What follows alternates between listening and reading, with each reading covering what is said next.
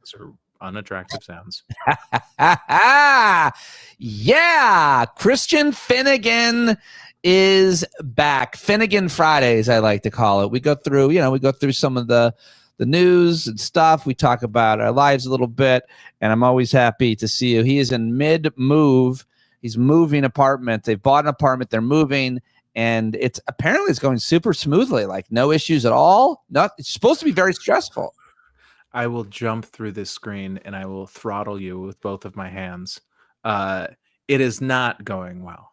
It is not. I mean, honestly, if you were to describe it to somebody else, they'd probably be like, yeah, that's all standard moving shit, which it is, especially in New York. But it's just like we were supposed to listen. I will keep this to 20 seconds. We were supposed to close 6 weeks ago, and then they kept dangling us around because one person wouldn't return a phone call to somebody else for information they didn't even need to have in the first place. And that we were going to have all this renovation done before we moved in, but now we can't do that. And so we're going to have to be living there while the construction is going on and everything. People will tell you X amount of dollars, and then when you actually get the real estimate, it's twice 2X. It really feels like just every day we are reaching into our pockets and taking every dollar out of our wallet, putting it in a little pile, and then lighting it on fire is how it feels. That doesn't sound that bad. It doesn't. I suppose it doesn't, but it feels bad. It feels real bad. At least you didn't have like any dental issues or anything. Oh, Pete. Nice leading me in. Yes. And to make this week, this has not been a humdinger. And I realize everything I'm going to complain about pales in comparison to what many people in our country are dealing with right now. Say a guy who is tackled by 6 idiot fat head goons for eating in public. I don't know if you've seen that video. Some guy was thrown to the ground by 6 assumedly ICE dudes, or like more like 10, honestly, because he would not identify himself when they stopped him for eating in public. And there's footage of them like throwing him down to the ground, like on his face, and it's every day. It's 3 times a day. And there is a Rodney King and a George Floyd every 30 minutes now. And that is a really good way of putting it. I was actually about to make a joke about how much I hate watching people eat in public, so I'm not against it. And I wish the feds would tackle people that we generally universally think they're doing something gross. Someone taking their shoes off on a plane or something like that. Feds tackle them. But the truth is that I can get behind. This is really bad, and you describe it pretty poignantly. Yeah, there's an abusive attack. They're so gross. These guys with their masks, and often they're like fathead douchebags. I'm sorry I keep saying fathead, but that's always it. Just makes me feel like if you were to poke them in the skull, it would just feel like raw beef. Do you know what I mean? Like they're just these dipshit morons, high school football linemen who went into their dad's car dealership business, and that didn't work out for them. So now they're members of ICE. Or, they're lowering the standards for hiring for every law enforcement agency. They were already pretty low. So, they're not, and they're paying them. They have a huge amount of money, like a $50,000 signing bonus is a pretty big deal for the vast majority of Americans. That, somebody who would never have considered joining any kind of law enforcement is going, you know what?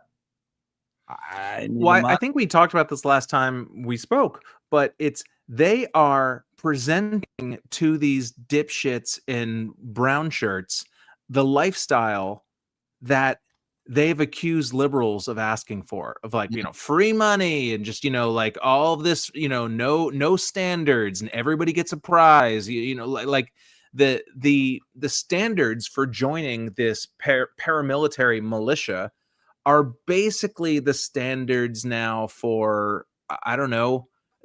I got to think the standards for renting a car from Avis are more stringent than joining ICE at this point. Yeah. Well, listen, it's not all bad news, Christian. This week. Oh, but you were asking about my dentist thing, but that's what all that led that in. But I am currently, I should mention, I am wearing a temporary veneer right now. This is how stressed I've been, Pete. I broke a veneer in my sleep. Which is not the first time. I've broken my front tooth about 30 times because I grind my teeth or I push against my teeth, Wow. like hold all this tension. And I woke myself up by breaking a veneer, which is hard to do. I've only had it for 3 years. And so I went to have it replaced, but I'm wearing a temporary right now, which keeps popping off. So I have to like glue it to my face like an old person with dentures. And I can't eat. It's so painstakingly annoying to eat, like, because I have to eat soft food, and I have to kind of like guide it into like the back of my mouth, and it's I have lost some weight, so that is a good thing as a Oh, result. that Yeah. So yeah, sorry, I'm done complaining now. I promise. that'll do it. And I sprained my ankle, but other than that, everything's great. Everything other than that, everything's great. Moving, lost a tooth. Other than that, everything's great. It's not all bad because James Dobson died. He bit the dust this week. He was a horrible, horrible person, James Dobson. And one of the, he was for corporal punishment. One of the worst things I think he did or said was basically that the Sandy Hook killings were because of gay marriage.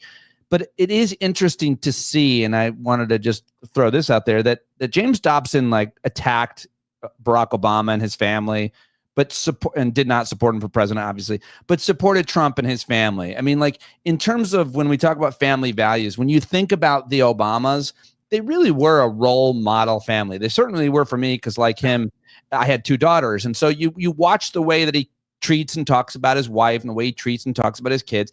No one's perfect, but damn, they were good and still are. Meanwhile, Donald Trump's been married 3 times, hates his kids. He's a dirtbag. He's a sexual pederast.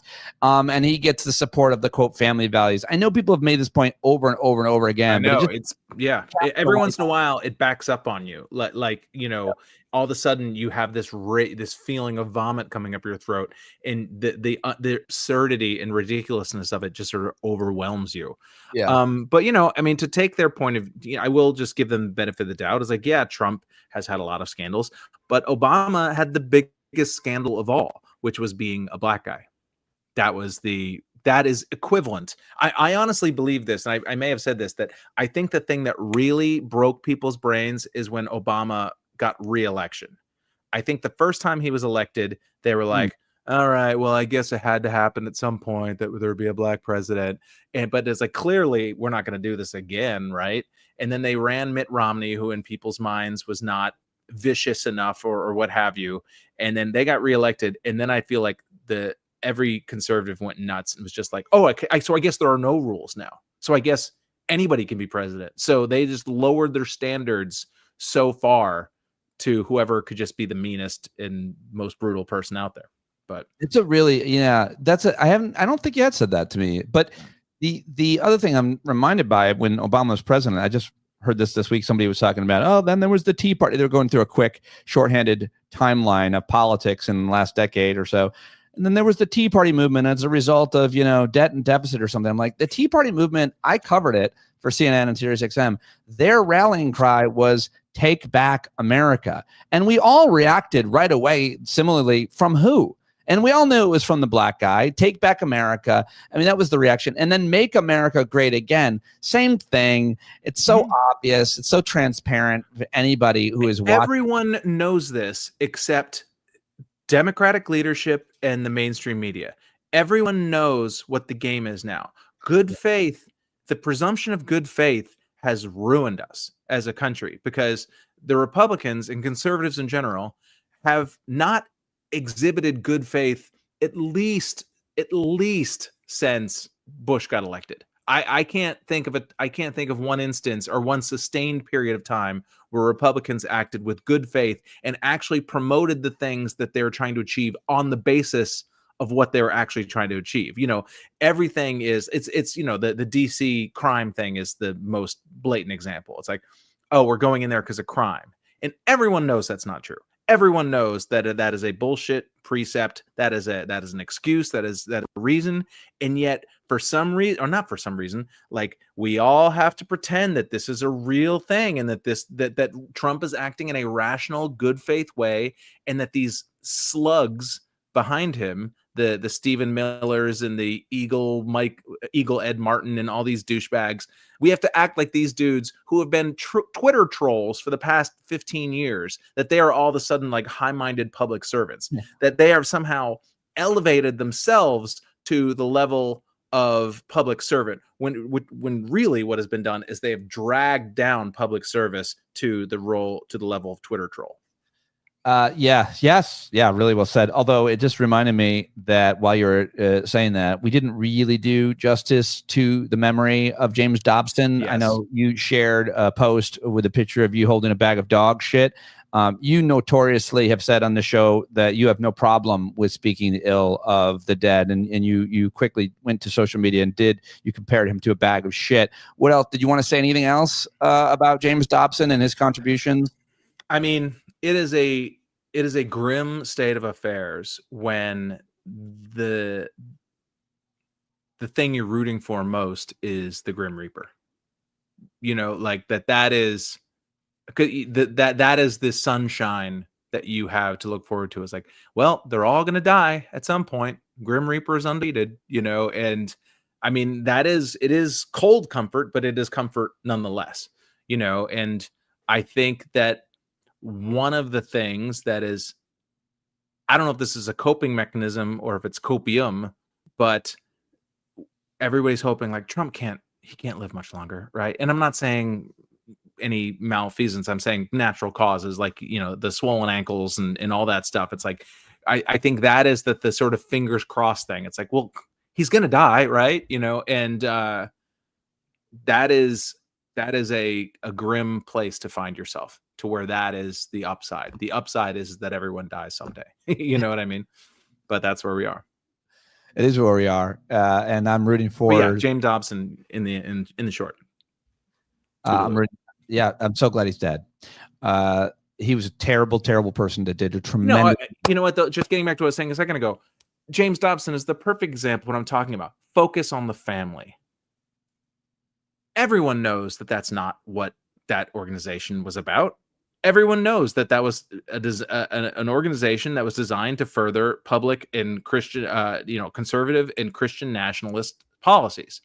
And, you know, focusing on the family is the biggest, cheapest con you can get out there, because nobody can argue it. Oh, I'm focusing on the family. It's the kids. And this is something, you know, Democrats, you know, everyone has been guilty of it in various points in history, but it's like, at least the last 30 years, I can't even think of the last time that there was a major conservative group that was actually honest about what they were advocating for. But that's a great point. Yeah. Because it's always some kind of mask. It's always some kind of bullshit. Yeah.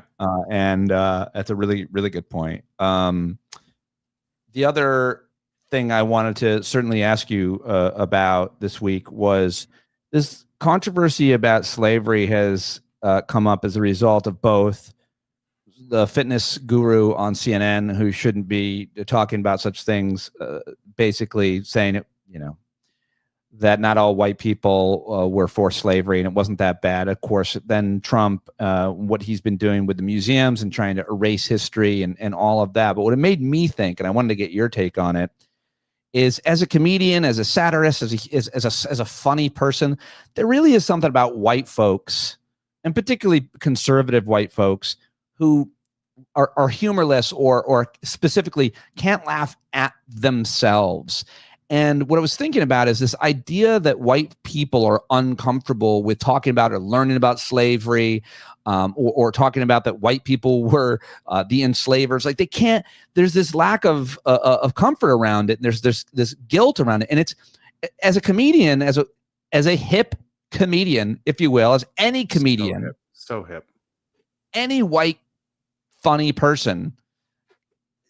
How do you take that seriously? Like, you really can't laugh at yourselves. And more importantly, you can't see how ridiculous and weird and gross it is to be defending and saying such things. It's so cringe to think that you can't deal with the true history of America around slavery because of the whiteness thing. I don't know that I articulated myself, but there's like this a part of lacking humor around it, that doesn't give an honest depiction of it. Am I making any sense? I feel like culture, that there used to be more acceptance of it and there used to be an understanding. The problem is that once you acknowledge something is true, well then that begs the next question. Well, what are you going to do about it? Like if I rear end you, yeah, it's better if I acknowledge and be like, yeah, I hit you. You were at a stop sign and I ran into your car. But then, well, then something has to happen. Then there's restitution. Do you know what I mean? There is reparations, for lack of a better word, and that then requires not just an apology or not just an acknowledgement, but that actually requires action on my part.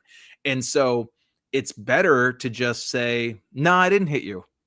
I didn't hit you." Like that's, because then you can't ask anything of me. And to tell myself that I didn't hit you. Do you know what I mean? And obviously everybody's talking about like I didn't own slaves, but we are the direct beneficiaries of a system that was run on slavery. I mean, to hear, these dummies, one of the White House spokespeople talking about this while standing in front of the White House, and I'm not the first person to make this acknowledgement, a building that was literally built by Yeah, slaves, yeah. to say, think about if the slaves were actual like developers or like like who designed the White House and had a stake in it, had like a financial like they would be, that money would, you know what I'm saying, like all that wealth that accrued from their labor that has multiplied time by time by time, just by generations, all that generational wealth that was lost. I mean, it's not even a moral thing of like we should feel bad about slavery. It's like there is a class of people who did a lot of work for no money, and they are owed, in my opinion. And I don't know, I don't necessarily know if that means cash payments, because that gets awkward or whatever. But I mean, my big sort of idea, my silly idea for how reparations should look is that I think any Black person who can trace their ancestry more than say 50 years, because I'm including like redlining and Jim Crow and all that, pre-civil rights injury. Any Black person who can trace their lineage in this country to say that past like 1950, should their children, for at least a generation or two, should have free college, period, if they hit like a certain basic grade thresholds and things like that. But that it's like not scholarships, that not student loans, not some bullshit, uh, you know, uh, some weird nonprofit that, all the money just dissipates into the staff for the nonprofit. But like Yeah, any Black person who can trace their lineage past 1950, I education. think should have, at least for a generation or two, their children should get That's a great idea. free fucking university. I love And that idea. that's what we should call reparations. I mean, that would be great. We're so far from it because we are we're renaming bases and building statues of Confederate soldiers. I mean, white people that make this defense, like they're so sad. They look so pathetic defending it. It's so I'm so embarrassed for them, including those spokespeople for the White House and Trump and anybody else, that Jillian Michaels on CNN. It's just so bad. It's so I don't know, man. I think they're loving it. I think that there is a thing, that it gives them a boner to lie to your face. Yeah. That there's something about the dishonesty. I mean, it's I mean, everybody references 1984, but there's the scene in 1984 where the guy's being tortured, and I don't remember what the exact specifics are, where they're like, how many fingers am I holding up? And he keeps saying 2, and they keep like beating him. Or they say 3, and they keep beating him, and eventually he says no, I'm holding up 2 fingers right now. And eventually the person being beaten says, yes, it's 2 fingers. Because that's the thing. It's like, Yeah. I want you to know that we're not being honest, and that that reality means nothing. It's reality is whatever I say it is. So I think that there's a fever that's caught on with a lot of these people where the dishonesty is part of the thrill. The other thing I definitely want to make sure I'd ask you about is the news from today broke this afternoon that They've released some of the Epstein files, and they released this transcript between Trump's former personal lawyer, now the deputy attorney general, the conversation that he had with Ghislaine Maxwell, who is in prison for horrible crimes against children, one of the most notorious pedophiles in the country. She's now been given a nicer, more comfortable prison. Next, I guess she'll be released. And she gets to leave during the day for work assignments. Is that I'm not sure if that's true. You're right. You're right. That may be apocryphal, but I have either way, like the idea that MAGA, Trump, I don't know if they're getting away with it. I mean, but it's just so crazy to think that if you didn't think there was a cover up before, I mean, today, this transcript, apparently she's like, Trump was never there. I really like him. He's great. Wouldn't any mass criminal, terrible person say whatever they thought they needed to say to have their sentence commuted? Wouldn't most of us say whatever we needed to say to get out of prison? I mean, I just keep thinking about all the worst people in the world, because she's one of them, that are either in prison or that notoriously have been in prison. People like Cosby and Epstein and Larry Nassar and Jerry Sandusky, and the most prominent notorious pedophiles and sexual assaulters and rapers and murderers. Like, would MAGA look away from them getting a lenient sentence if it meant that Trump wins and they get away with it? It's so wild to me that he's able to convince them of anything, including and particularly this. Well, I mean, it is very convenient to exonerate the one person who can set you free. It's funny how that works. But I think I'm being redundant slightly, but the game here is, what do I need to give you? And by you, I mean the Alex Joneses, the Joe Rogans, the opinion, influencers in that sphere. What do I need to give you so that you can not feel embarrassed saying it to your audience and still be on my side? Like what is the bullshit story? And again, it's like, what is the bad faith version of this event that we can all kind of pretend that this is all settled? That, clearly Trump just thought we could say, hey, case closed, there's nothing here. And they would all say, great, Trump said there's nothing there, we're all going to move on past Epstein. Clearly that's not true, because again, the Joe Rogans of the world, the Tim Dillons or whatever, they have their own audience to be accountable to. And so they were like, you can't just treat us like we're stupid. And the truth is, of course he can. Yeah. You just didn't think he would treat you like you're stupid. Right. You get a huge fucking boner of watching him treat other people like they're stupid and laughing at the fact that they can't do anything about it. But you didn't think he was going to treat you like you're stupid. And so now the Trump administration is trying to find, like, what is literally the least we can do to give you enough to sort of conquer your gag reflex about this. Right. Like what is the story that we can all agree on that we don't get in any trouble, but you're able to sort of keep your audience? I think along those lines, though, you would have to then make the argument. See, Ghislaine Maxwell said that Trump was always nice and was never implicated, and she never saw him. But then what you're doing is you're trusting a pedophile. You're trusting the word of a pedophile. That's what you're doing. Yeah. Well, which is why you've seen sort of people flirting around the edges of trying to rehabilitate her image, because it's like, well, no, then we're not listening to a pedophile. We're listening to a victim here, and also, and I saw somebody mention this on Blue Sky earlier that it's yes, she said that she never saw Trump. That Trump had no idea what Epstein was doing, but she also said in the same interview that she didn't know what Trump was doing. Now, do you believe that?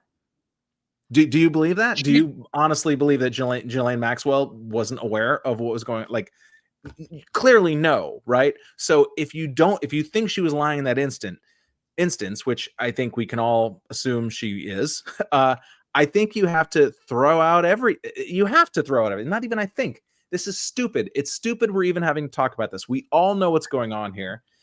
But we all have to pretend otherwise because the fucking Abby Phillips, I'm picking her at random, the Jake Tappers of the world have to have this image of themselves as I play both sides and I don't show favoritism, and so that means I have to eat whatever bowl of dog shit that they feed us and act and treat it like it's like a real meal. Well, I'm going to go on Abby Phillips' show tonight and say just that. Say that. I'm sorry. I that's why I think she came to mind. I don't care. I'm going to take what you said and say it's stupid that we're even having to talk about this. It's crazy to think for one moment that Ghislaine Maxwell didn't know what Jeffrey Epstein was doing. And if you want to know how crazy it is, ask the actual victims. All of them have implicated her as being the person who recruited and helped groom them. So, or I would refer you to the court case that found her guilty. Like, this is not one of these things where we all know this is true, but this is being litigated in public opinion. It's like, not only do we know this in the court of public opinion, we know it in the actual court. Do you know what I mean? This has been litigated. It has been litigated. She was found guilty of these things. So, you know, it'd be one thing if she was like, yeah, I was involved in all of this, but I never saw Trump there. That's not what she's saying. She's saying he didn't do anything and I didn't do anything either. Right. Which we all know what's fucking going on. It's and people think that this is like I've said the same thing, that, I didn't think fascism was going to be this stupid, that I really thought it was going to be smart. But I think if you look back at the fascist regimes over history, they're all pretty stupid. I think that the stupidity is part of the governing, that is part of the fire behind it, is just the sheer silliness. And these people are goofballs and they're oddballs, which is why nobody takes them seriously, me included.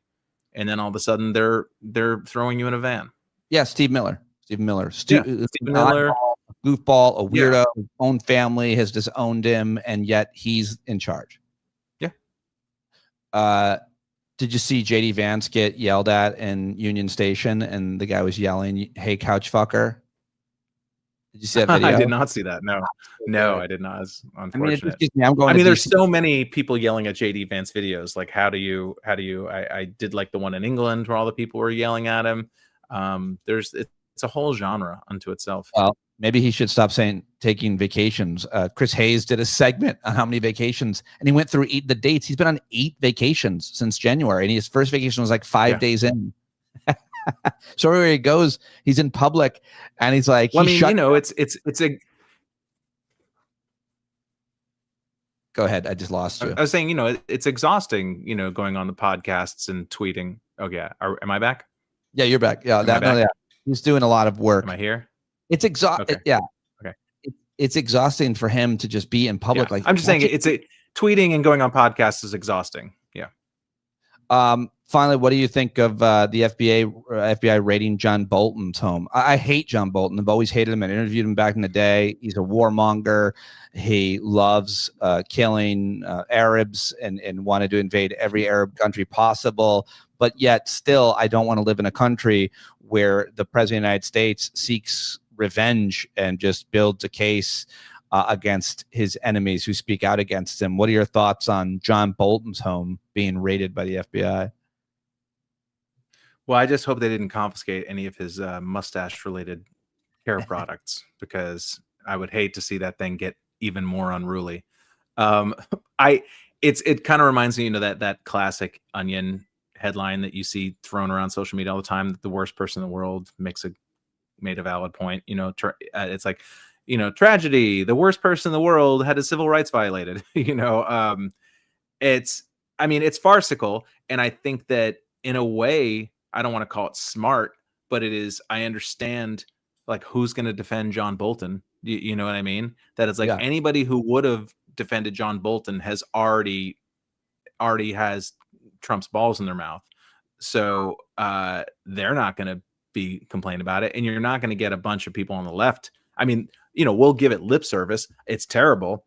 I will not be showing up to the pro John Bolton protest, though. Free John Bolton. Everybody at the Free John Bolton protest has the mustache. And that's why, honestly, maybe that's like historically be like, hey, when did the big fat goofy mustache come back to be a trend in the United States? It's like, well, there was this guy named John Bolton, and he was illegally raided by the FBI. And people, as a show of solidarity, just started wearing caterpillars on their face. I love that. I love that idea for future history. All right, I'll let you go. Good luck with the move. I know it's a lot, so I appreciate you in here to give us your take on things. It's always very, very well to you on a Friday night. And I'm going to steal much of what you said from my appearance on CNN tonight. So thank you. Have at it. Somebody's got to use it. All right. Bye, everybody. Thanks for watching.